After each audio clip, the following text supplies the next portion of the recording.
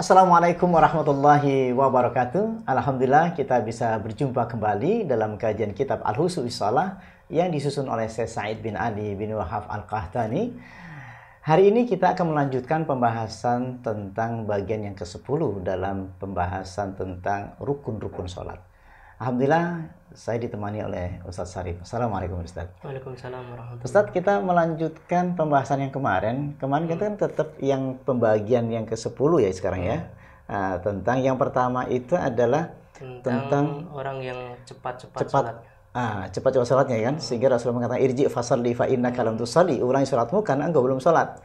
Sampai Nabi menekankan lau mata hadza ala hadhihi mata ada ghairi millati Muhammadin sallallahu alaihi wasallam. Ini kan mengikat kita sehingga kalau engkau mati dalam kondisi salatnya cepat seperti ini, mata ala ghairi millati Muhammadin sallallahu alaihi wasallam. Engkau mati dalam kondisi tidak dalam kondisi fitrah. Artinya batal salatnya. Jadi sampai berapa puluh tahun pun kamu salat kan gitu ya yang kemarin ya. Walaupun kamu 60 tahun sholat seperti ini, engkau tetap tidak melakukan sholat. Yusalluna wa la yusallun. Nah, ini hari ini kita masuk kepada rukun-rukun sholatnya Ustaz ya. Tolong dibahas Ustaz, mudah-mudahan untuk menambah menetapkan hukum-hukumnya untuk kita. Bismillahirrahmanirrahim. Al-amru tsani, perihal yang kedua, at-tahdhiru min tarki syai'in min arkanis shalah, yaitu peringatan atau ancaman karena meninggalkan rukun-rukun salat. Iya. Jadi ngeri sekali ini ya. Jadi ini yang enggak terfikirkan selama kita bertahun-tahun salat, kadang hampir-hampir diabaikan. Nah, kita kan melihat di masyarakat lapangan langsung gitu kan. Begitu tidak terbahaskan lagi, walaupun mungkin sekilas tentang rukun-rukun itu sudah pernah mendengarkan, tapi ini tidak difokuskan. Ini betul-betul latihan-latihan sholat itu harus sudah mulai dibudayakan kembali, yang walaupun kita sudah berumur, tapi kan itu tetap ini menjadi satu ketetapan yang harus menjadi apa? Sholat menjadi tiangnya. Ya. As-sholatu imaduddin gitu. Salat itu tiang agama, jadi harus tegak. Jika ini tidak ada tiangnya, maka dia roboh. Makanya penyanggahnya itu harus kuat sekali. Ya, di situ tolong diungkapkan lagi Ustaz. Warruknu fil lughah, rukun dalam satu bahasa menurut lughah ya. Janibus syai' al-aqwa, yaitu penyangga sesuatu yang memperkuatnya. Ya tadi ya kita sebutkan tadi ya. Jadi memang itu penyanggahnya yang kita harus tegakkan betul. Jadi dengan berdiri tegak saja, berdiri itu kalau kita berdiri betul, makanya kenapa berdiri waqumu lillahi qanitin, dan berilah kamu di hadapan Allah qanitin. Artinya qanitin harus memang tegak, tunduk pada Allah. Jadi antara badan, jiwa itu memang harus bersamaan sehingga terasa. Kalau itu dalam bahasa bangunan itu ada cakar ayamnya itu aja. Jadi cakar itu mengunci sehingga ada ketegaan itu kuat sekali. Makanya berdiri tegak itu menjadikan satu suasana batin. Jadi hatinya tegak, badannya tegak, itu akan menghasilkan getaran. Jadi ketika berdiri di hadapan Allah itu. Jadi antara syariat dengan hakikat itu tidak terpisah. Jadi batinnya tegak, jadi kuat, gitu. Batinnya kuat, jadi tidak goyang juga. Kadang-kadang kita badannya tegak, tapi hatinya goyang gitu. Goyang itu artinya gini, lemah ketika ada masalah saja bisa hancur berdirinya itu. Makanya suasananya daya ini penting. Daya ketika berdiri itu punya power yang luar biasa, karena di hadapan Allah itu akan menghasilkan power. Ketika saya berdiri di hadapan Allah betul, itu kaki itu menghunjam betul. Jadi tegak betul. Waqumu lillahi qanitin. Nah, itu jelasnya. Jadi waqumu lillahi qanitin, dan berilah kamu di hadapan Allah qanitin. Dengan penuh ketundukan, penyerahan, dan menghadap Allah itu ada daya itu yang terjadi. Nah, silakan Ustaz. Alladzi la yaqumu wa la yutimmu illa bihi. Yang mana dia tidak berdiri ataupun tidak dapat sempurna illa bihi, kecuali dengan berdiri itu. Nah, jadi kadang-kadang kita sering berdiri, akan berbeda sekali ketika berdiri itu memang ada ruh. Nah, ketika berdiri dengan ruh, atau ruhani, maka itu akan terasa sekujur tubuh. Bahkan kadang-kadang kita terasa merinding sekali ya, berdiri di hadapan Allah. Sampai Rasulullah itu kalau sholat itu begitu lamanya. Fa'atola. Jadi lama sekali. Sampai ia merasakan yatalazzadu bidzalika. Jadi ia merasakan kelezatan atas itu. Karena berdirinya jadi kalau kita berdiri dalam kondisi menghadap Allah, saya bayangkan pribadi saya ketika kita berdiri di hadapan seseorang yang kita kagumi, maka kita bisa berdiri lama. Kenapa? Ada dialog, ada rasa, ada getarannya. Jadi berdirinya tidak kosong, pasti ada getarannya. Kenapa? Kita menghadap Sang Pencipta. Makanya daya itu akan sangat berpengaruh terhadap diri kita, dan itu luar biasa pengaruhnya. Monggo silakan. Wa summiyat arkanus shalah, dinamakan rukun-rukunnya salat. Iya. Tashbihan laha bi arkanil bait. Karena menyerupai tiang-tiangnya rumah ya. Jadi memang menjadi satu bentuk yang bisa digambarkan sebenarnya kan. Jadi rasa, jadi tidak hanya sekedar kayak bentuk bangunan, tapi rasa itu pun keindahannya kan gitu ya. Berdiri pun bangunan itu menjadi indah. Nah, orang berdiri menjadi satu keindahan. Takbiratul ihram saja itu tampak terasa indah. Alladzi la yaqumu illa biha. Di mana ia tidak berdiri tanpa tiang itu kan, menjadi rukun. Makanya tidak akan berdiri bangunan ini kalau tidak laksanakan rukun-rukunnya ini. Berdirinya, tegaknya itu menguatkan semuanya dan akan berpengaruh terhadap sunnah-sunnahnya, wajib-wajibnya. Warruknu fil istilah. Adapun rukun menurut istilah mahiyatus syai', yaitu intisari dari sesuatu. Jadi rukun itu adalah intisari terhadap tentang sesuatu itu. Jadi intinya nanti itu.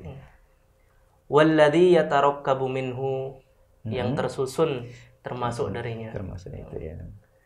Wa yakunu juz'an min ajza'ihi. Dia merupakan bagian dari bagian-bagian yang lain ya. Wala yujadu dzalika syai' illa bihi. Bangunan itu tidak akan terwujud kecuali dengan tiang itu tadi ya. Nah, itu yang paling penting hari ini. Nah, lanjutnya Ustaz. Ini sebagaimana hadis Nabi SAW yang diriwayatkan oleh Abu Hurairah radhiyallahu ya. Terus An Abi Hurairah radhiyallahu an anna Rasulullah sallallahu alaihi wasallam dakhala al-masjid. Nah, ini kan. Anna Nabi sallallahu alaihi wasallam dakhala al-masjid. Nabi masuk dalam satu masjid. Fadakhala rajulun. Nah, di sini datanglah seorang pemuda ya. Fasalla. Lalu dia salat. Tsumma jaa fasallama 'ala nabi. Kemudian setelah salat, tsumma jaa fasallama 'ala nabi. Jadi kemudian datang ke Nabi setelah salat itu. Kemudian faradda an-nabiy sallallahu alaihi wasallam. Nabi membalas salamnya. Faqala irji' fasalli fa innaka lam tusalli. Di sini unik ini. Nabi mengatakan irji' fasalli fa innaka lam tusalli. Ulangi salatmu karena engkau belum salat. Nah, ini jadi pembahasan menarik ini. Fasalla. Lalu dia salat lagi. Tsumma jaa fasallama 'ala nabi. Tsumma jaa fasallama 'ala nabi, kemudian datang ke Nabi. Jadi habis salat tadi kan kembali lagi ke Nabi lalu mengucapkan salam lagi. Faqala irji' fasalli fa innaka lam tusalli. Nah, tapi tetap Nabi mengatakan irji' fasalli fa innaka lam tusalli.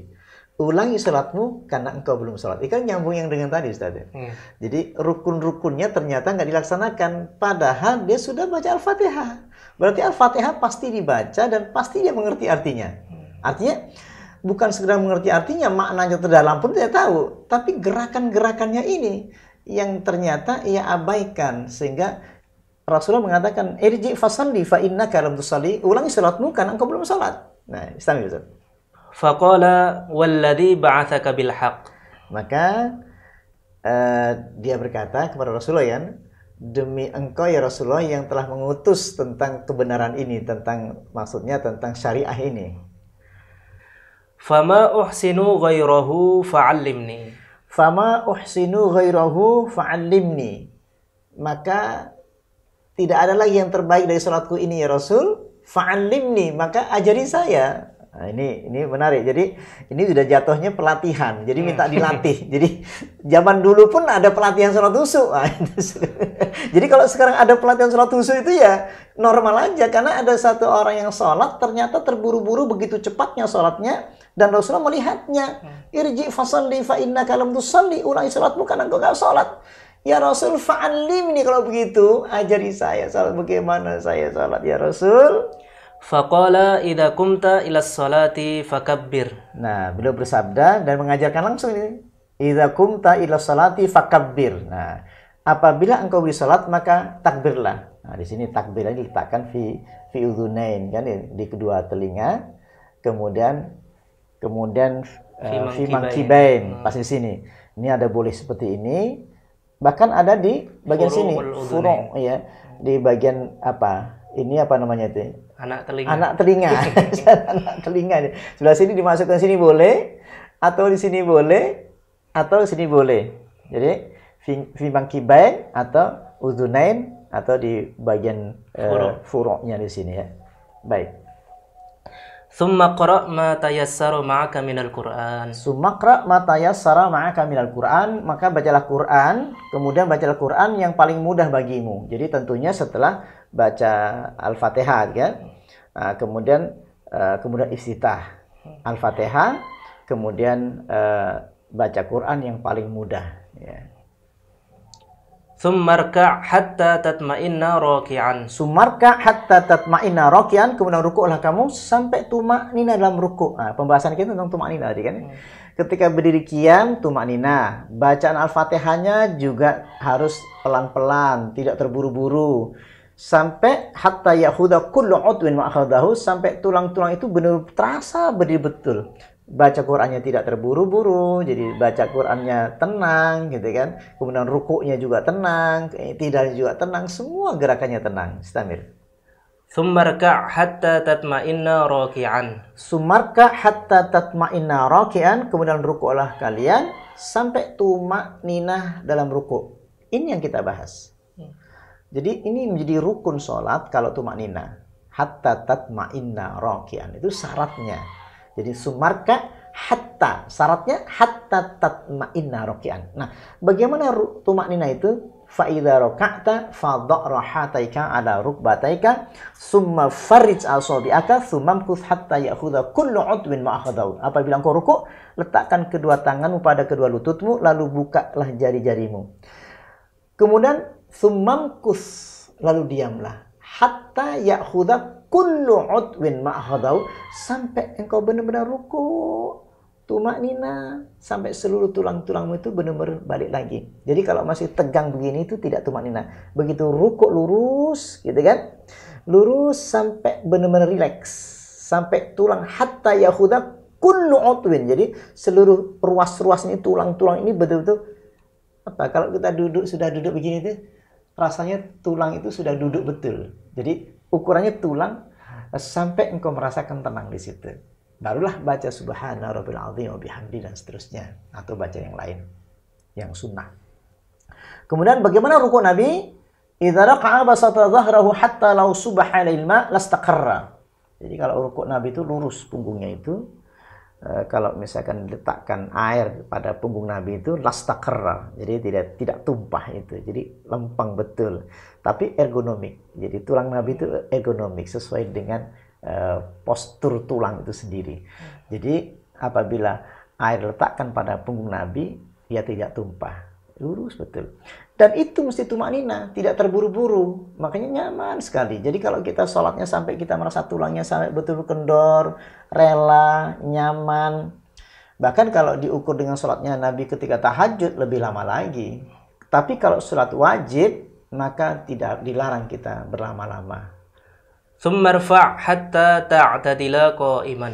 Kemudian bangkitlah dari ruku', i'tidal hatta ta'tadila qa'iman, kemudian sampai engkau tumaknin dalam berdiri tegak ini.